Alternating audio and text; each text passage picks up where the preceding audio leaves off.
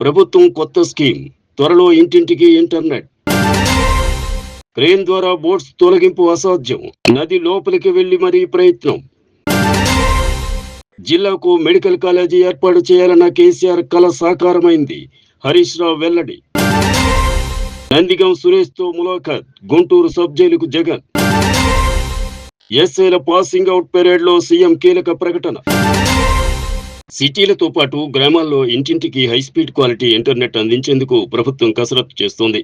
33 జిల్లాలను 10 జోన్లుగా విభజించి T-ఫైబర్ grid services ఆధ్వర్యంలో ప్రైవేట్ సంస్థల ద్వారా ఇంటర్నెట్ అందించనుంది.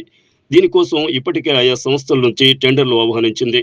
తొలుత 3 నెలలు ఇంటర్నెట్, టీవీ ప్రసారాలను ఫ్రీగా అందించి ఆ తర్వాత తక్కువ ధరకు ఈ సేవల్ని ప్రొవైడ్ చేయనుంది.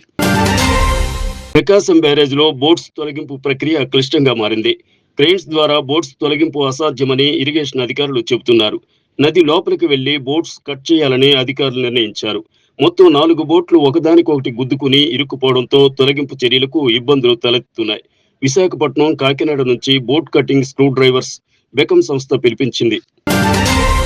కేసీఆర్ మంజూరు చేసిన మరో 4 మెడికల్ కాలేజీలకు కేంద్రం నుంచి అనుమతులు రావడం సంతోషకరమని హరీష్ రావు అన్నారు.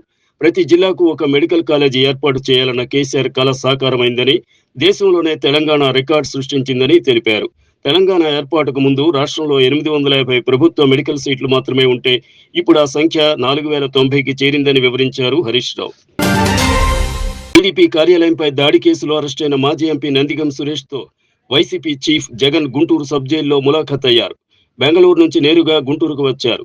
ఆయన వెంట మాజీ మంత్రి విడుదల రజనీ ఉన్నారు. ఈ కార్యక్రమంలో జైలు వద్ద కార్యకర్తలు, నాయకులు భారీగా తరలి వచ్చారు. అంతకుముందు తూర్పుగోదావరి జిల్లాలో జరిగిన రోడ్డు ప్రమాదంలో 7గురు మరణించడంపై జగన్ విచారం వ్యక్తం చేశారు. టీఎస్పీఎస్సీని పూర్తిగా ప్రక్షాళన చేస్తామని సీఎం రేవంత్ రెడ్డి అన్నారు. బీఆర్ఎస్ పాలనలో తెలంగాణ ప్రజల ఆకాంక్షలు నెరవేరలేదన్నారు.